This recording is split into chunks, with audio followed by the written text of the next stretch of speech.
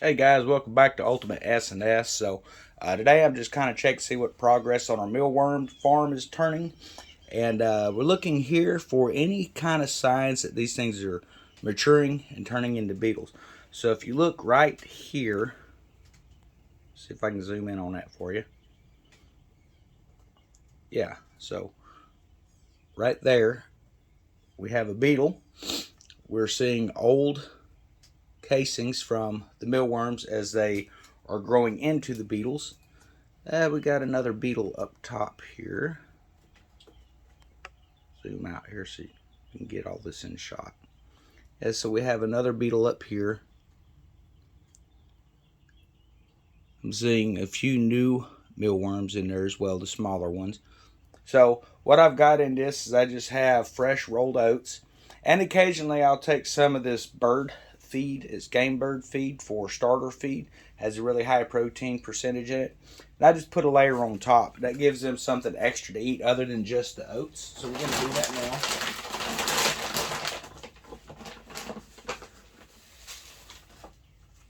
So I just take a third of a cup and sprinkle it in there. I don't worry about mixing it in. I just put that right on top. And I'm guessing probably here in another month, these are going to be ready to go into a larger container. The reason I didn't start with a really big container is I wanted to be able to show the progress and make it easier to see if there's anything I'm needing to add in here. So occasionally I want to give them a boosted protein source as well, or even different types of vitamins. So what I'll do is I'll lay like a piece of lettuce leaf in there. I usually use romaine lettuce. There's a higher vitamin content in that, or a piece of spinach leaf, and it doesn't last long. It goes pretty quick. If I put a hard-boiled quail egg in here and just crack the shell open in a little spot, they'll go in and they eat the whole egg out, and all you do is throw the old shell out. And I don't leave that in there for longer than 12 to 24 hours because I don't want to start stinking in here. But this little project I've started seems to be working pretty good. We want to let you kind of see what they're doing. As you can see, the mealworms are coming up. They're starting to eat on that feed we just put in. So it is starting to warm up, which is a good thing because these things require warm temperatures to start reproducing. So during the winter months, it was kind of chilly out here. I didn't see a lot of development. So I was a little bit bummed out, but I came out and checked this morning, and I figured I'd get a video of it for you just to show you what we got going on. Now, the reason we're doing these mealworms, guys, is I want to be able to create my own sustainable source of treats for my chickens and my quail. Now, there's a lot of really good products that are out there, like Grub Terra, where they have the black soldier fly larvae. If you're doing black soldier fly larvae, you're going to need a larger area to do them in, and I would recommend doing them outside. And then your pile really starts to stink and things like that. This is the easiest way to do it. Now, there's people out there who like to do maggots, and they'll take, like, if they have an old carcass or something from cleaning a chicken or something like that, they'll go out and they'll hang it up and let the flies blow it and create maggots and things to shake the maggots loose to give to their birds and stuff like that. I don't really want stinking carcasses laying around the house because that's going to draw in predators. It's going to draw in coyotes. We do have black bear in this area. I haven't seen any around where I live at, but I do know just a few miles up from us they have seen a mama bear with a cub. So I don't want to create a situation where we're drawing predators to the property. This is something you can do in a closet. You could do it in an old shed. You can pretty much do this anywhere you want to. You're not going to have some stinky smell coming out, and it works really well. So as you can see, they don't move around a whole lot. They move around a little bit. Your power worms are going to come in, or mealworms, depending on what part of the country you're from. These are not the jumbos. I didn't bother getting the jumbos and stuff. We might look into that later, but these here are just easier to deal with. They're just eating the oats. They're eating the feed. They're starting to turn into beetles. The beetles will eat that as well. You don't have to add moisture to this. The humidity that we have down here in Florida draws humidity into the food anytime you take the lid off. And they're very good at getting the moisture out of the feed that they're eating, so you're not having to add extra water. And when you place like a lettuce leaf or something like that, it's going to actually give them a source of water as well. And if you keep these guys fed, the more you feed them, the better their feed is, rather than just using just the rolled oats, which they can use. But if you're adding that protein in, what that's going to do is it's going to cause them to start reproducing quicker. So that's kind of what I'm looking at. Now the protein for this game bird starter feed that I'm using is actually between 28 to 32%. So let's figure on the low end of 28%. And that's basically what they need.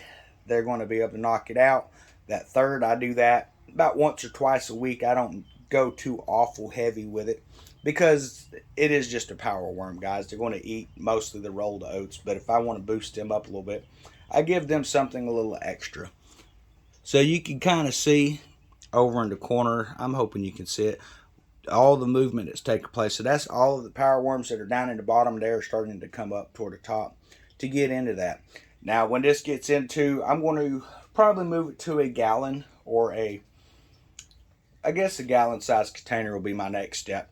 At that point, I can start going in and getting some of the worms that are going to be in there and feeding to the flock. You don't want to hit it too hard because you don't want to take all of your future beetles and things out. So you can see we have a beetle up here. This is a fairly new one that has hatched out. You can still see on the back side he still looks pretty fresh. Now as he gets older, that's going to start to harden up. The carapace on his back, it'll start to harden up, and that's when they become sexually mature. And each beetle can lay hundreds of eggs, if not thousands of eggs in its life. Now you don't have to worry about going and getting those beetles out later, because the power worms and the things that they're laying, the beetles are laying, they're going to come in and they're going to eat the carcass. The same thing with the dead worms. They will come in and they will eat that as well. So it's all just a full circle type of deal, and you just give them something extra added in there, which would be your rolled oats. Some people like to use barley. It just depends on what you have around the house. So for me, buying a 5-pound thing of rolled oats for a couple of bucks at Walmart was not a big deal. It worked out pretty nice for me. Seems to be working out nice for them. But anyway, I hope everyone's enjoying the content. I'm trying to break our videos where it's going to be covering specific things on specific days. So we did our quail yesterday, which was a Tuesday. So Tuesday, I'm going to try to do updates on quails. Monday, I'm going to try to do my videos for what we're doing as far as our prep. So we're going to start doing weekly prep videos. I hope y'all are going to enjoy that. Video seems like it's gotten a lot of traction for everyone that has recently come in and subscribed. I want to thank you for that. I try to set realistic goals for myself. When we was coming into the year, we had about 230 subscribers, and these guys have been with us since the beginning, and I thank everyone that has joined in. We just toppled 600 today. That's awesome. I was expecting by say June or July we could hit that 600 subscriber mark. You guys have just come in and pushed hard, and for everyone sharing the videos, thank you so much. That is what helps this channel to grow, and that's what's going to help it succeed. So I did recently go out and check the hives. I was really disappointed to see that one of my hives did fully abscond again. It was where I had done my split. Anytime you're doing a split on a hive, there's no guarantee they're going to take to that hive. Sometimes they will move on to a new location, and that, unfortunately, that's what's happened. The other hive that I pulled split from, they actually had reared up a new queen, and I went in and was checking it on Sunday. Unfortunately, I didn't get any videos of that. I was just in real quick and out. But she is actually laying now. So I'm guessing she probably mated with some of the drones that are in the hive. It's hard to say. And that's not really a bad thing, because if you have like killer bees in your area, she could potentially mate with a killer bee drone, and then you would end up having a killer bee hive later. So it's kind of nice that they just kind of stick to their things. Or there may have been some drones that are just out moving around. It's hard to say. I'm not out checking the license of the drones that are out there flying around, obviously. So it could have been anybody. It could have been in hive. It could have been out of hive. But the main thing that I wanted to see is that she is actually laying, which was really great, that she's laying eggs. And you want to make sure when you look at the eggs that are being laid, the eggs should be standing straight up and down. That is side to side, I guess you would say. They'll be sticking out like little briars in a perfect 90-degree angle coming off.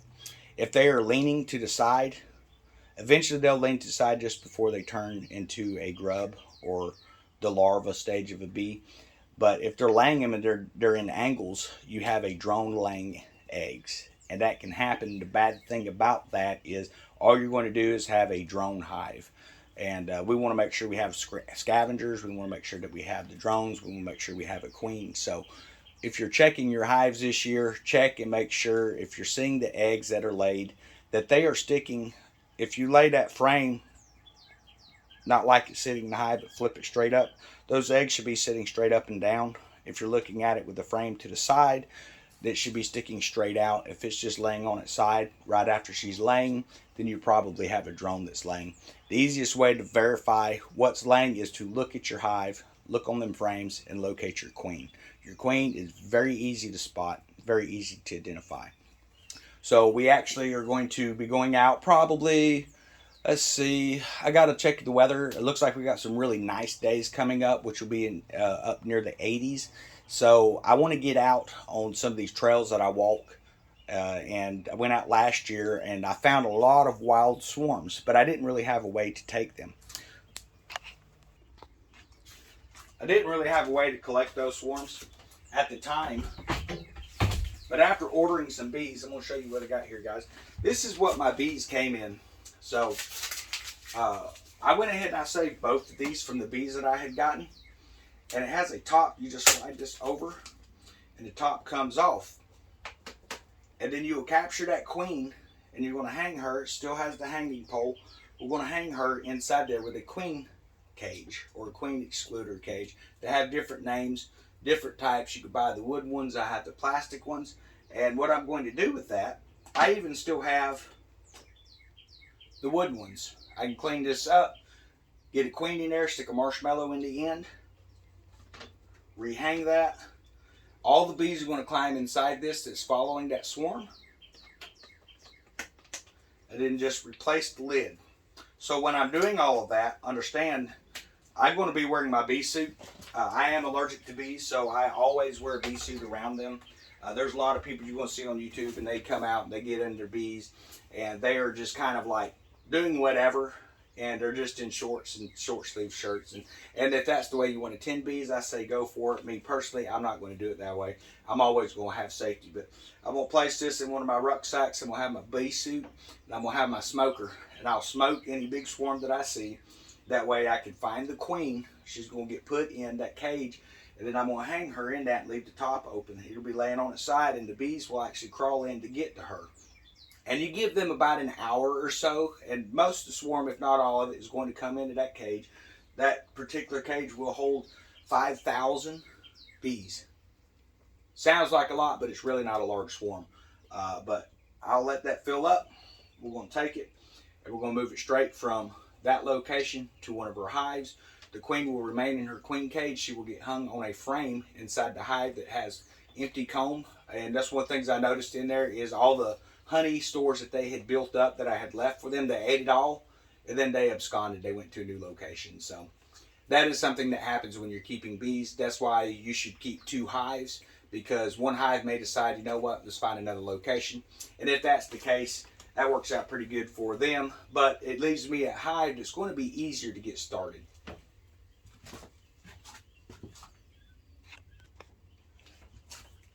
So in here I've got some baby quail. They are about a week and a half now, so I've got about another week and a half before they're ready to move out.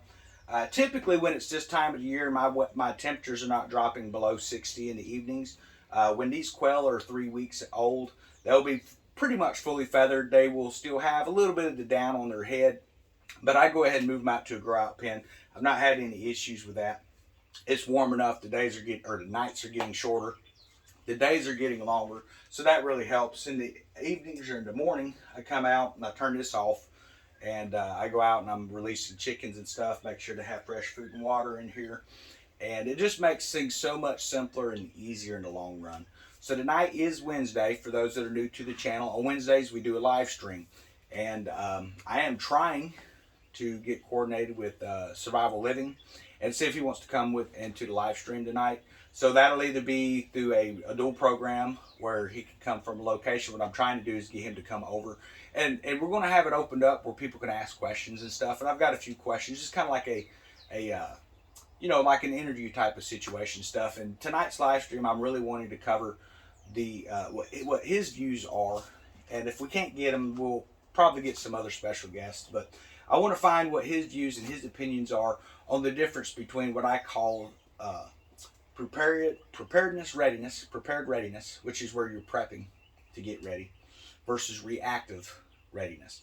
So there are a lot of channels that are out there, and they're great channels, don't get me wrong, but a lot of what they teach on there, in my opinion, is reactive readiness.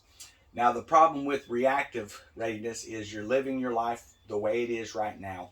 You're not making those long-term plans for what has to happen in a shit hit the fan scenario or another pandemic type scenario. And there's just so many different types of things. Maybe it's just that you've lost a job. If you're following a prepared readiness, which is I'm preparing for if anything goes wrong, whether it be finances, loss of jobs, another pandemic, or an economic collapse type situation, or war. What are some long-term goals? What are some long-term plans? How are you preparing now? What steps do you have in place? So that's kind of what tonight's live stream is going to be about. So for those that are seeing this video and you're interested in learning a lot of that type of stuff, tune in tonight, because even if we can't get a special guest on tonight, I think we can. I'm pretty sure we're going to be able to get Survival Living in it. I spoke to him earlier in the week about it, and it seemed like he was really excited about it. But he does have his own schedules and things he has to do as well. But we're going to see if we can't get that in there. So definitely tune in tonight when we do that. We're going to be doing that at 8 o'clock, okay? Now, I know there's a time difference and stuff like that, guys. We are Central Time in this area. So that will be something 8 o'clock tonight, Central Time. We are in northern Florida. We are not down in southern Florida. So we don't really have to adjust the time for a lot of that stuff. But I hope everyone's having a great day. We got the weekend coming up here in a few days. And I'm just kind of really up in the air right now about a couple future projects that I've got going. So one thing I am definitely going to do is I'm going to be putting the 1/4-inch mesh all over the run. That's the top, all over the sides. And we're going to layer that thing out. And the reason for that is I'm noticing that the wire that came with that is 1-inch wire, which I don't like to begin with. But it is very thin. It is very breakable. And I noticed that one of the feral cats was out there the other night.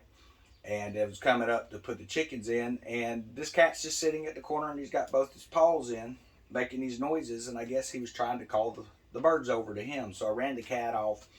And this is something I'll have to watch for. So I definitely need to get it. The reason I'm going 1/4-inch instead of 1/2 inches is just going to prevent other things from snakes and stuff like that. We do have snakes. This is Florida.